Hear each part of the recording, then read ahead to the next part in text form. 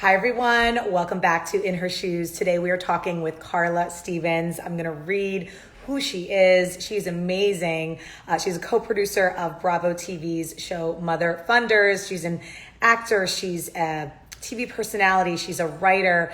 She is an advocate for anti-human trafficking. So we're going to be talking all about what her journey and what she stands for. And it's going to be a really amazing conversation. And she's really passionate about a lot of things in life. And I'm so honored that I get this opportunity to talk to her and to really, share with you her journey and what she has been through and what she is advocating for.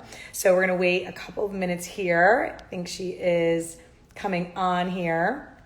And I want you to drop in kind of the comments where you're tuning in from. So where in the world are you? I know there's some international folks that are joining as well and will be joining. So I always love to see kind of who is here and who is joining us and where are you joining us from. So okay, I'm going to bring her on here.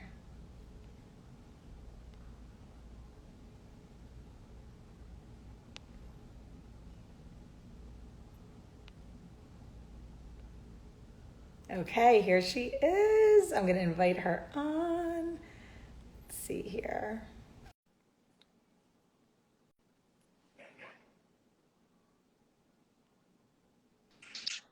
Carla? Hi. Yay! How are you? I am doing good. Been an interesting day. I cannot and will not complain in this environment. So all is well. Yes, I'm so excited to have you on. I did a quick intro of who you are, and you're such a powerful force in the world. And I just want to, yes. Thank you. And I love what you're doing, the work that you're doing in the world. And, I would love for you to just share, your journey. You're co-producer on a Bravo TV show, writer, TV personality. You're also an advocate for anti-sex trafficking. And I want to get into that as well. So yeah, I would love for you to just tell the folks a little bit more about, who you are, how you got started in this work, and then we'll take the conversation wherever it goes. Wow, that's a lot of space. I apologize for missing the initial introduction. Hi, I see some friends on here. Hello. So for those of you who do not know who I am and you've never heard of Carla Stevens, I think right now, this moment, one of the most important things that I would like you to know about me is that I am a mom and a wife. I'm a mom of, actually, I've been blessed you see one of my boys walking around in the back, and I wish they would stop doing this now, like get out of my background. I have 3 amazing boys, 2 by birth I was blessed with, and 1, God has blessed me to bring an additional son into our lives.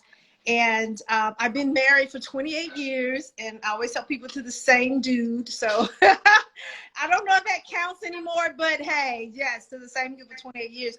So those are things that I want you to know. And that I'm a businesswoman. I've always had this energy to create and start and fix and organize things. So throughout my lifetime, I've started several businesses. I've been in the for-profit industry and the not-for-profit industry doing different things. So, journey, I know the reason why I say that is so broad because I think you would agree with me. We all go on so many journeys.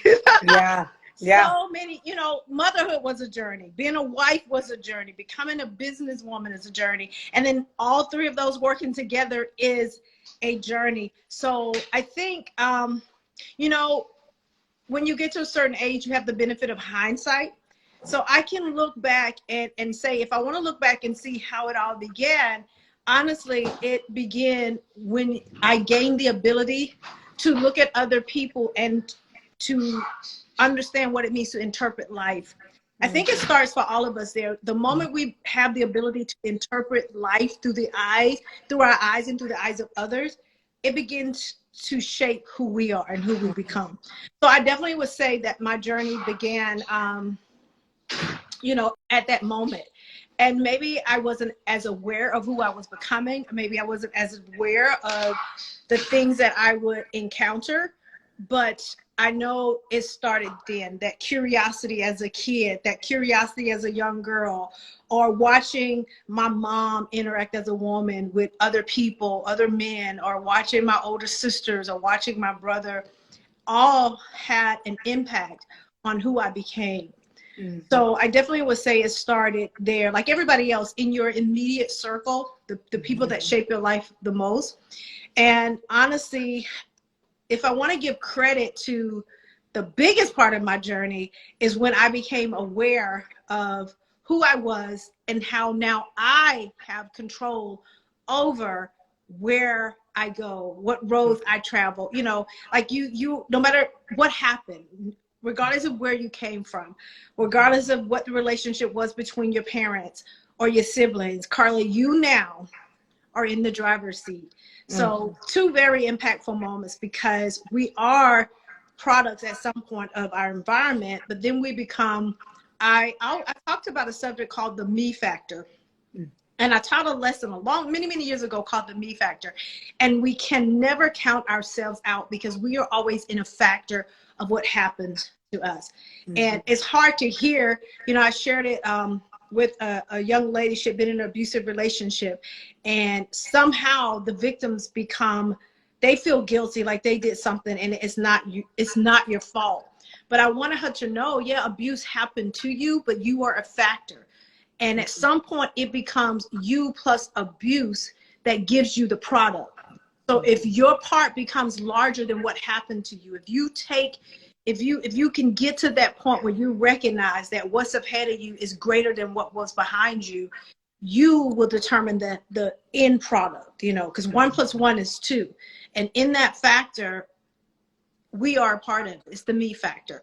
And so, you know, I'm good with, you know, open questions or specific questions, however you want it to go tonight. I mean, even taking questions from people that may be on here, I'm open to that, because, you know, I'm determined now, whenever I get the opportunity and the platform to speak on someone's, you know, platform, I really want to be that inspiration to help other people.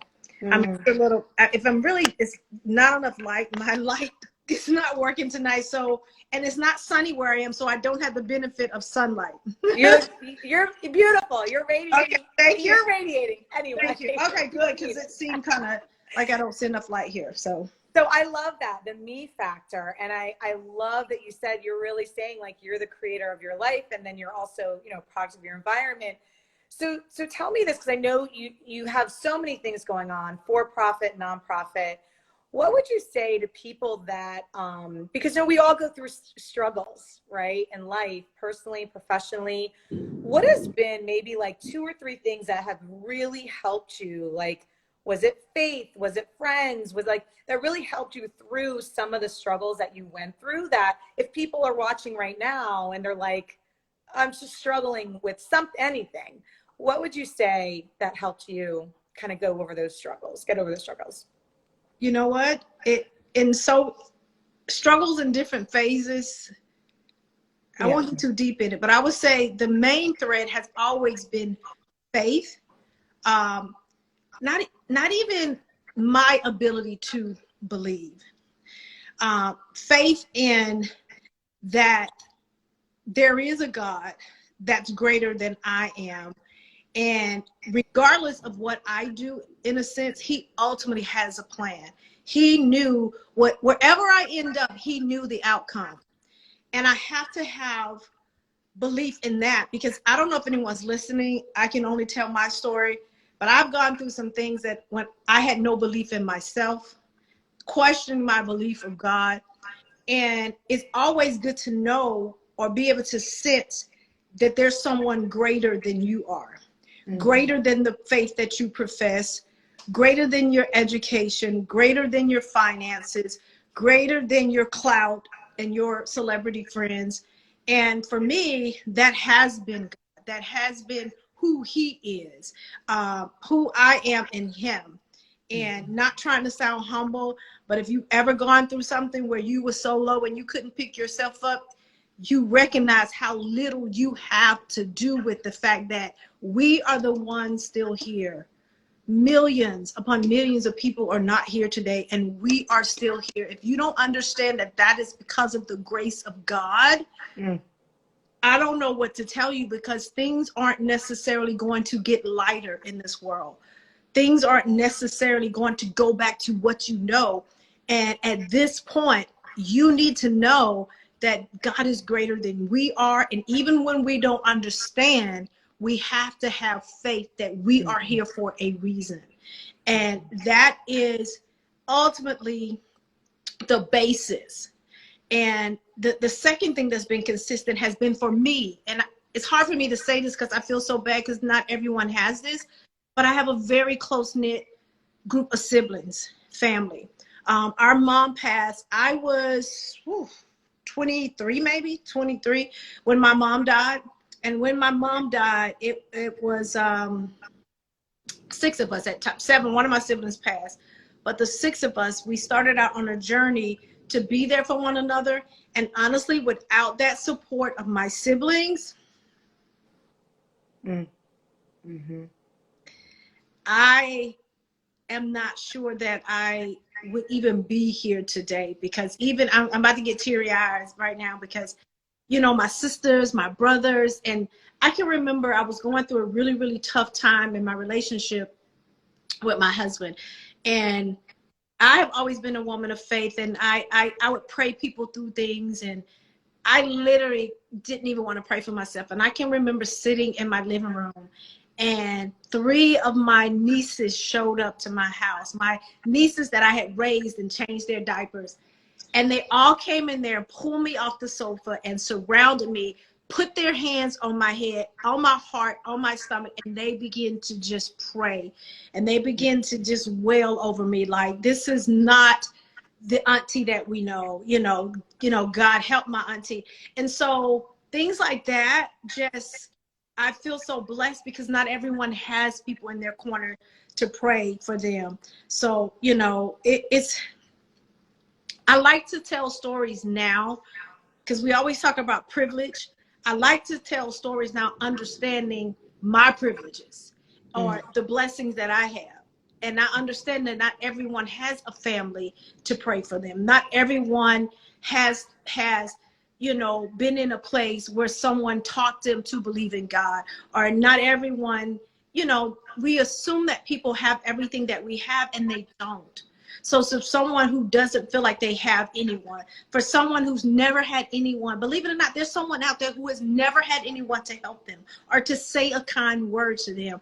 I want to tell you that you have you, and at this moment, that you have the greatest strength and the greatest power to change your circumstances, better than anyone that you think you need, better than anyone that you believe should be in your life. It starts with you, because what happens is when you begin to cheer you on, when you, I'm a strong believer that life mimics this human body. If you ever notice, if you cut yourself, it's an amazing process of how your body begins to heal. It self-heals. Well, the God I serve and know would never allow this skin to heal and serve itself and not do the same thing for our hearts and our mind. I believe that we have everything in us and within us to at least begin the healing process. So if you're there and you feel like you don't have anyone, just know that you are the greatest asset. You are the answer. You are the prize. And if people would just, I wish they would just, I can't go back, but I can tell people, if you're raising children now, teach them that they are the prize, that they are the answer. We quickly teach them to look for answers outside, but we need to teach them to look inside for the answer. So when they are in their weakest, darkest moment, they will always look inward first. Because what happens when you look inward first, you can begin to speak to yourself. You can begin to elevate and encourage yourself. Because I can tell you a million times, Kelly, how beautiful you are. And it may make you feel good for a moment, but as soon as you hang up this call with me, guess what? You have to be there with yourself. So understand that you have the capability to self-heal more so than the person sitting next to you. So believe in yourself and your ability to begin the healing process. And yes, I'm a firm believer of helping, reaching out for help, therapeutic, families, friends, or whatever. But sometimes you're in the point where you don't even want to call anybody, that you can't even pick up the phone. You just have to begin to, every minute you can, open your eyes and say, I am the answer. I am the healer. I have healing in me. And, you know, because nobody's going to come. I had an experience where no one came. No one showed up. Problem never went away. How did I get out of it? I started talking to myself. I started speaking wholeness to myself. And I realized I had to accept the fact this is not going to change. And because it's not going to change, the thing that has to happen is me. I have to show up. I have to begin the process of healing or moving away from this unchangeable thing. You know, some of us, I mean, we'll go crazy trying to change something that's unchangeable. So definitely I encourage you, if you're that person and you don't have those support systems, start within. And there's something about human nature that even if you're connecting with an animal, you know, even if it's a pet, there's something about human nature and the way that we were made. You won't be alone for long. You know, there are plenty of stories where people have survived alone just because of the drive, the energy, and the kinetics of the human energy that comes out. So, oh my gosh, Carla. Okay, so I was getting teary-eyed there. You just spoke into us and spoke, you know, people watching live and the replay, you really just spoke to my heart and just pouring through. And oh my gosh, that was so amazing, and just blessing us with all of that wisdom and knowledge, because there are times, right, where maybe no one's going to be around. And I just remember you saying, like, you are the prize. I am the prize. That's what you kept saying. And it's like, wow, like, yeah, instill that in your children, instill that in people that you know. And so powerful. So thank you so much for just speaking into everybody. you know, it's my pleasure. My kids don't like for me to say this, but I've lived longer than I have left. And so with the time that I have left, I want to encourage, inspire, and to help as many people possible. So tell us, I want to pivot, because I could talk to you like this all night long. We could go for hours, Carla. I could just listen to you speak. Tell us a little bit more about your for-profit business, and then I definitely want to talk about the not-for-profit and how you're an advocate for, you know, the anti-sex trafficking movement. So most people do not know that my hustle and what I do for profit is I own and operate 2 trucking companies. Yes, I'm in the trucking industry. My husband and I have been well over 21 years in the trucking industry. My husband started out as a driver, and then we decided to start our own company, and we started Stevens Transportation Services. And a few years into that, my drive for not-for-profit, and I saw a need and I wanted to be able to help, I decided to start Rockstar Trucking Company. And the purpose, I wanted to start it because I wanted to be able to use it in my mission at the time to help women come off the street. Because one of the things that I noticed, I used to go into exotic dance clubs, strip clubs, and talk to the dancers and things. And a lot of them weren't willing to change their lives because they felt like they were making so much money, and they didn't want to go take a 9-to-5 or a burger joint job and make little money. So I thought, you know what? There's lots of money in trucking.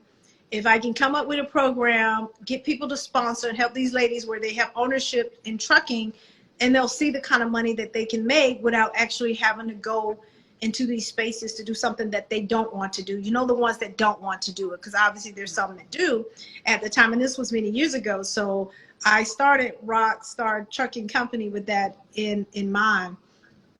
So people are surprised when they find that. I'm surprised because honestly, I just never would have thought that for myself, but I'm not complaining because it has afforded me my lifestyle, putting kids through college. And, you know, I'm on my way to retirement. So, woohoo. Yeah. So, and, you know, I've supported so many causes. I support so many people. So it's really a blessing. And, you know, hopefully my children will want to take it on. But, If not, I'm sure I'll find someone that will be interested. You know, if they know like I know, they better jump on board, right? Yeah. I mean, I'm just so in awe of you because you do so much, you know? I mean, even with like the co-producer of, you know, the Bravo show and just being a writer, TV personality, that's a whole other, like that's a whole nother job, 2 or 3 jobs, right? It is. And the funny thing, like with me, I'm on the, I would say the newer end of it, even though I've been doing it for a while, I'm still, you know, one of the ones that's inexperienced. But the thing about people like myself, you have to put a lot of time in writing or working with other people. I can't even tell you how many shows that I've put together and submitted since the last time I was on TV. It's a journey, but the blessing is because I do have my businesses, I can afford it. I'm not a struggling artist. I'm not a struggling actor, which I wish so many actors would be able to. You know, I've even told them to consider trucking because trucking is something you can do and still perfect your craft as an actor and still go on auditions, you know, maybe do something else because so many people are struggling, you know, trying to get into the industry. And, you know, when this pandemic happened at first, it was like, whew, you know, and you know, things are opening, you know, back up now. And I know a lot of people are going on a lot of auditions and things like that, but it's not an easy industry. So for me, keeping my hustle and my day job has been amazing. And, you know, I can afford time to write or help other people with projects. So, I mean, it is a lot, but I live by knowing who you are helps you reject who you are not. Therefore, it's very rare for me to get entangled into things that I'm not supposed to be. You know, you dream about purpose all your life, and then you get to a point in your life or a certain age, I say, and you recognize that you're faced with purpose every day. And you have to make decisions about purpose every day. Opportunity, situation, circumstance. And the decisions that you make in those moments drives you either to your purpose or away from it. So it is a lot, but I'm at the point now where I can afford to just work on what I want. Or, you know, I can remember when my show, Mother Funders, was not renewed. A lot of people don't know because I haven't talked about a lot of it, but I had 4 or 5 different major production houses wanting to put me back on TV. And, you know, I developed with one for a minute, but it was very difficult because it's only so much I want to do, especially in that genre of reality TV. So it was hard for me to, you know, just jump on any project and do it. But I thank God, you know, that I had that income where I didn't have to rush and take any job. And so now I love where I am now because I'm getting the thing that I really want to do is coming to me even more. I'm getting more and more invites to do things as it relates to human trafficking.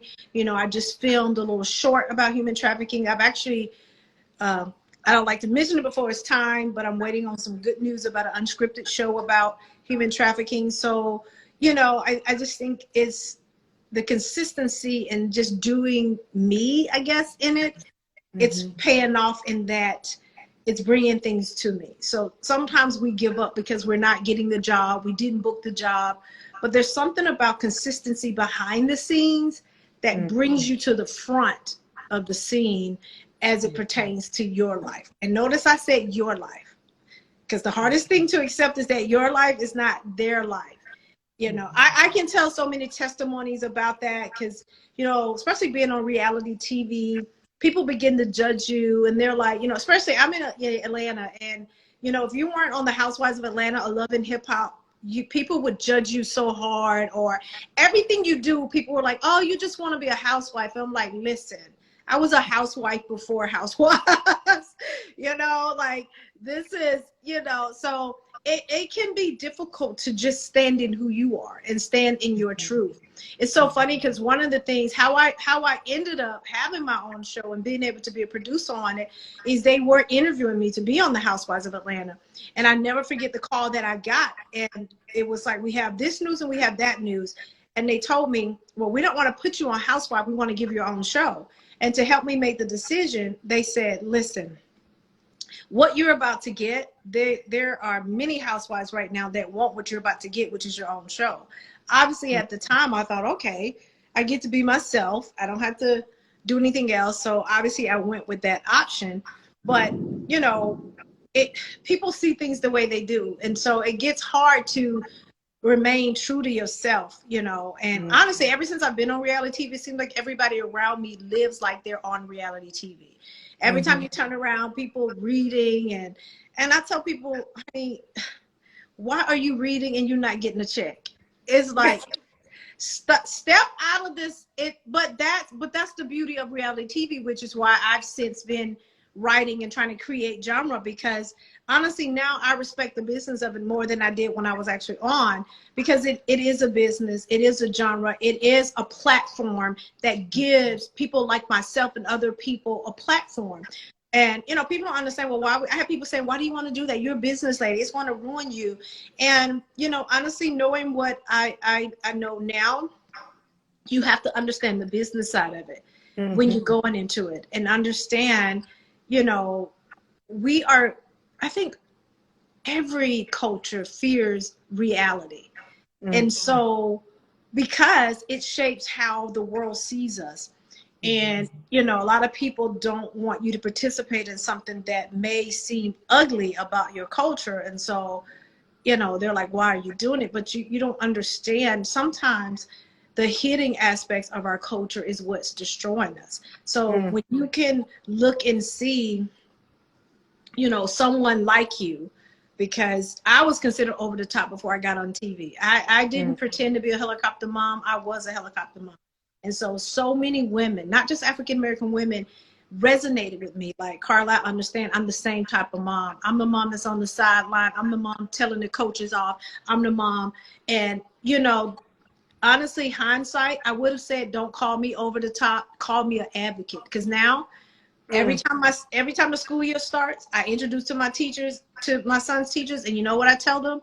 I said, I'm my son's biggest advocate. I've been with him since birth. I know how he learns. I know what he needs. I said, we are going to work together to get this child out of high school. And believe it or not, I wish they would have followed me to the college, because I did it in the colleges too. People kept saying, they're not going to listen to you in college. I'm like, I'm the original mother funder. They're going to listen. They're going to listen to me in college. I have to tell them the same thing. I've raised this baby, and I know you want him. He's a young adult, and I know, but I said, no. Listen, this is my child, and I know how he learns, and I am his biggest advocate. And so we really need to stop seeing parents. Hey, Donna Marie. I have to say hello to Donna Marie. Yeah. we really have to understand that we are our children's biggest advocate. So if you see me as over the top, if you see me as, you know, a helicopter mom, I am good with it, baby. I am good with it, because everyone who meets my sons now, they say, Carla, they are amazing. They are gentlemen. They are, yes. And they understand what it means to have someone to really fight for them. So don't listen to anybody telling you about your child. You are their biggest advocate. No one's going to go down to the schoolhouse and stand in front of that principal and say, teach my child the way he deserves to be taught. You know, so I'm a big advocate for that. But nevertheless, I started out to say all of that. You know, I respect the genre now. You know, I didn't know that much about reality TV when I was started out on reality TV, but now, you know, I actually respect it. And, you know, it's my goal to have another show, be executive producer of many shows. And I am not opposed to being back in front of the camera. Obviously, I'd love to do some scripted. I actually would love to do independent films. So I'm perfecting my craft. I'm continuing to do what I do while mothering. I say mothering while fabulous, and that's exactly what it means. I'm doing me and still being a great mom. I love that, mothering while fabulous. Oh my gosh, yes, you are fabulous. You are amazing. I love everything about you. So let's talk about how you're an advocate for, you know, the whole anti-sex trafficking. I mean, what made you get into that? I know it's such an important cause, and it's just such a big topic to talk about. So whatever you want to share. And yeah, I would love it. Okay, I love it. This would be my second conversation. I actually did a podcast earlier today discussing, human trafficking. So honestly, I got into the human trafficking side. I started off with a group of women. We would go into the exotic dance clubs. We would go into the strip clubs. We would walk the streets in my city where there was known prostitution, and we would just go to try to help the girls, the ones that wanted to be helped, the ones that needed help with transitioning. Because sometimes, not sometimes, a lot of times you get into those clubs just to make some money to go to school or to pay off a bill, and then you get trapped. So we wanted to help the girls that felt trapped and wanted a way out. We wanted to help them transition. And it did not take long for me to realize that not every girl or not every woman in that club or on that street was there by choice, that there was a pimp or a trafficker associated with that woman. And once I found that out, it piqued my interest. I connected with an organization called Wellspring Living, started training with them, and then I began to learn more about this disease, this world disease of human trafficking. And it got to me when at that time, I found out the youngest victim at that time was 9 years old. And I felt compelled. And I tell people at that moment, for me, it was, why not me? Anytime you can put yourself there and say, this could have been me, especially when you see the horror of human trafficking, you have to do something. And I knew I had to do something. Didn't know what. I just had to do something, and I started doing something, which is what I tell people today. The world needs so much. It needs so much healing. It needs so much finances. And I know you think, not another cause, not enough. But listen, I believe that many, many, many of the byproducts, the illnesses in the world, are a direct result of us not protecting the innocents.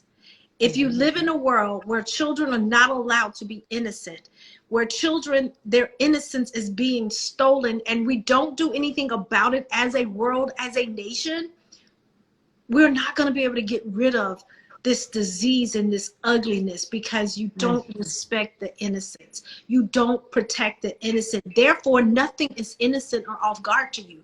People wonder why people, cross the line all the time. We cross the line all the time because we don't care about the most innocent, So I had to get involved. I told this story earlier. I'll never forget, I went to this training, and there was an actual pimp at the training who came to train us. And he told us this horrible story about how they break the young girls, and how they literally take them and put them in a room filled with men to break them. They take their information and scare them and say, if you don't do this, we know where your family lives. And and actually he told us this story, and he was telling us how this little girl was in the room wearing Mickey Mouse underwear. I never lose that vision in my head, and it makes me kind of cry, because it's horrible. Just think about yourself as a little girl. You can't even imagine if someone was passing you around, and you passing you around, and no one ever coming to love you or take care of you. So when I think about that, even right now, there's a young girl, a young boy, a woman somewhere, and she's being passed around. She's being sold for sex. And no one ever comes to rescue her. No one ever comes to help her. It's like, I have to do something. If I can save one person from becoming a victim of human trafficking, I'm good with that, because there's one less person that I know that has to stand out on the streets, rain, sleet, snow, storm. Even in this pandemic that we had when we were shut in, it became the worst nightmare for trafficking victims, because their jobs got harder, because more people wanted to buy them. They were stuck in homes with their traffickers. They couldn't get out. So the least that I could do is something. The least that you could do, the least that you can do is something, you know, we have to do something. Mm-hmm. It's not right. It's not okay for our children to be taken and passed around for commercial sex purposes. Mm-hmm. And you have, you have a website, right? That I'm going to post it here and pin. Yes, stop trafficking. Yes. Oh, thank you. Thank you so much. Yeah. Thank you Yeah. so much. So, and That was these are actually funds. born as a result of the pandemic. Once the pandemic started, several organizations, at least 1 or 2 a week, were reaching out to me asking me for help. They needed financial help at the time. And this was before the then president had released that grant to help them. And so I started Stop Trafficking Mission Funding because I had to do something. I could only give out so much of my money. Yeah. But I did utilize my own funds. I got the product, and every dime that I sold, I would send to an organization each month if they reached out to me because they needed the finances. They still need the finances. They still need the volunteers. They still need the help. So with Stop Trafficking Mission Funding, it is a way for me to raise awareness, but also raise funds to, I just sent funds the other day because they rescued a few women with their children, but they had no way to get home. So they have to get airplane tickets. So there's always a need, right? Mm-hmm. So I started Stop Trafficking Mission Funding to make sure that I was always in a place financially to help when I was asked for help. When it comes to, survivors and, fighting this horrible issue. Thank you so much for all the work that you're doing around this. And I think it's so important. And everyone watching live or the replay, please go over to that website. And if you can donate, please do. Even if it's like $5 or 10, right? Like any little bit helps. And you know what, Kelly, what I like to say is that do something. And what you can do is in your own state, you can look for the local organizations that have been fighting far longer than I have.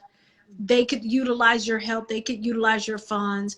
You could go to your law offices. I'm sorry. I see, I can't read that. If somebody can read it for me, I appreciate it. But you can do something in your own city. You can check.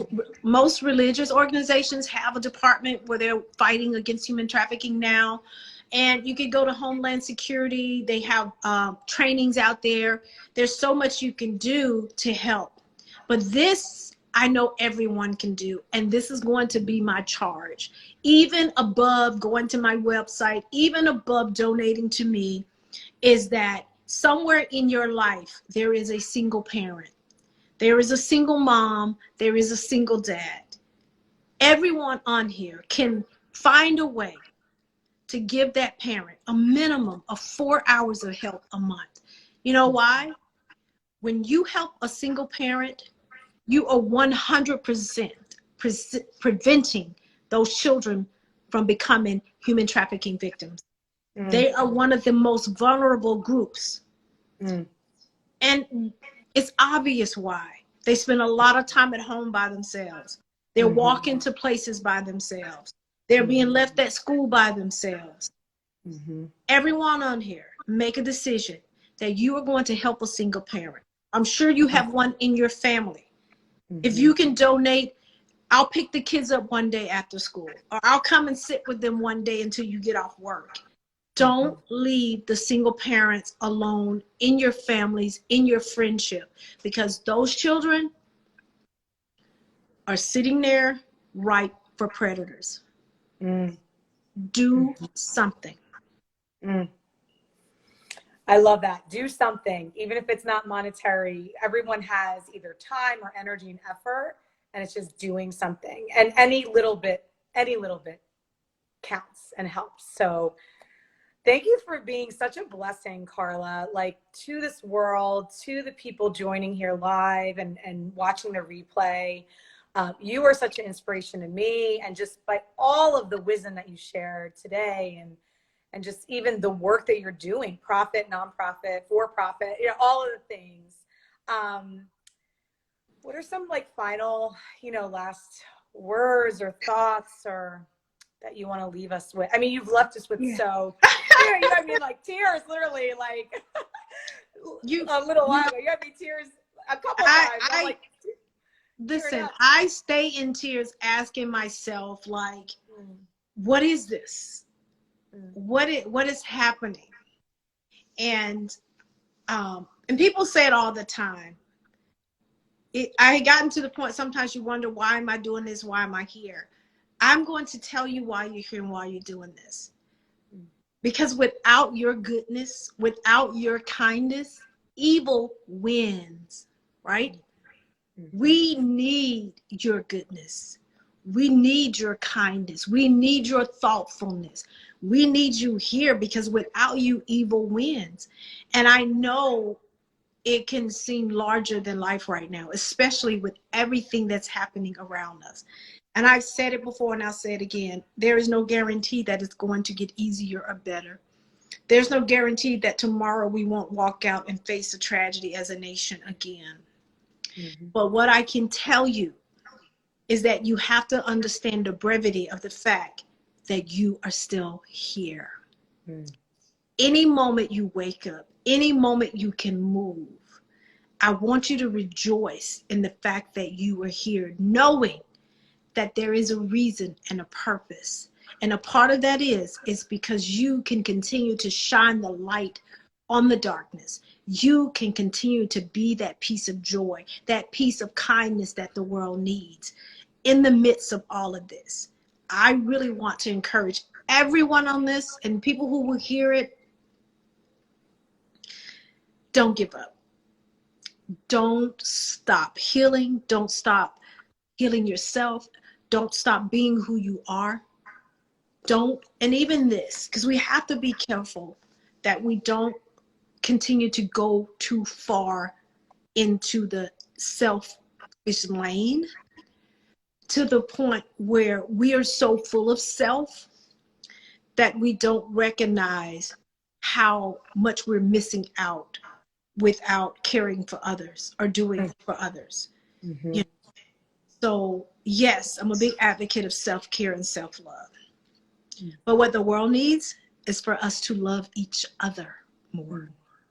for us to have each other back. And for some people that sounds impossible and hard. I know, trust me. But what I will tell you is, right now, reach out to your inner circle, the people you see every day, the people that are around you, or your close immediate family, and love like never before. I try not to waste any moment to love on my siblings or my nieces or my nephew. Things I used to argue over, I don't worry anymore. Things that used to upset, I don't. I want to be a vessel of goodness and love and strength, to the point that when I do have to come back, they know it must be really serious if I had to come at them that way. So I definitely want to encourage you all to find your strength. Mm. Find your strength. And the best way to find your strength is to focus on the things that you can do, the things that you are getting at. I had this vision a long time ago, and it was just a group of weak people, like they couldn't lift themselves up. And I wanted to go help them. And I wanted to go help them so bad. And I realized that they couldn't lift themselves up because they didn't see themselves. And they were trying to lift themselves up in the light of someone else, and it was too heavy. Mm, You can't continue to see yourself through the lenses of other people. mm, You have to say, God, cleanse my eyes.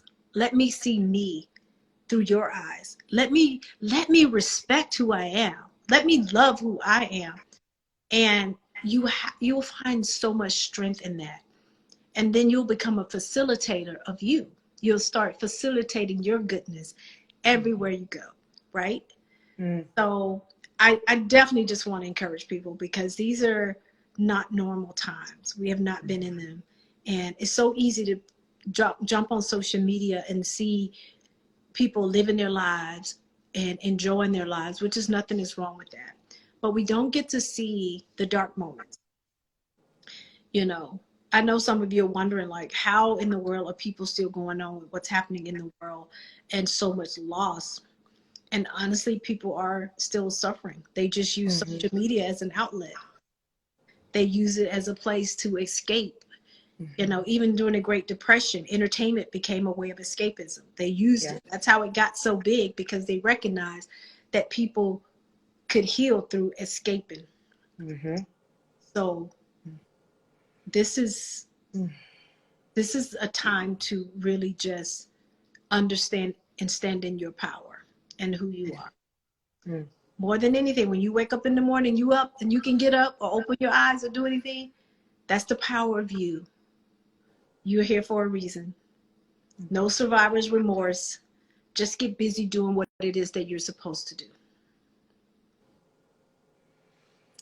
Oh my gosh, Carla, seriously, thank you so much for your love and your energy and your attention and your wisdom and just all the work that you're doing in the world. I am so honored and blessed to have you on here. And everyone that has been on here live, watching the replay, you know, I'm just going to send a prayer and a blessing that whoever needs to see this, and may it multiply. May you share this. And Carla, thank you so much again for everything. Thank you for having me. Thank you for your diligence and your consistency. I'm like, thank you. You're a busy woman. So, you are a busy. You have so much going on, which is amazing. This is, and I'm like, I have to bring her on because like you're doing so much good in the world, and just thank you. Like truly, thank you. And you are doing the same, and it takes people like us to continue to do this, even in the midst of everything. You know, even in the midst of everything, you know, work on ourselves, heal ourselves, and heal others. Yeah. So where do you want people to go? Do you want them to check out your Instagram profile, a website? Definitely. You can always follow me on Instagram. Of course, I'm on Clubhouse, not as much, but I do a special room on Monday nights, and I'll be going back on soon. Facebook, definitely, if you can. Like, I want you to do what will cause you to move. But if you're looking for somewhere to get some information, definitely check out my website, Stop Trafficking Mission Funding, and purchase a t-shirt if you can. I'm actually working on getting other products there. And I also take donations of products. If you want to donate product that I could sell on the site, and so that I could give the proceeds to organizations and survivors, I'll take those too. In fact, the art that I auctioned off several months ago came from a very famous celebrity artist, Painkiller Cam, and he donated that artwork, and I was able to make a t-shirt out of that and sell that. So just anything that you can do, I'd love for you to do it, you know. So you can reach out to me there, and you know, DM me. Just, you know, I need an encouraging word. Hey, DM me and I will send you an encouraging word. Oh, Carla, I love you so much. Thank you again. Everyone, watch this over again, because you really spoke life into everybody. And I just want to thank you for this, and just your spirit and your love and your energy, and the work that you're doing and the wisdom that you shared. So we'll be talking soon. And thank you, Carla. Thank you, everyone, for tuning in. Thank you. All right. Bye. Have a good Bye, night, everyone. Bye. Thank you, guys. Thank you guys for watching.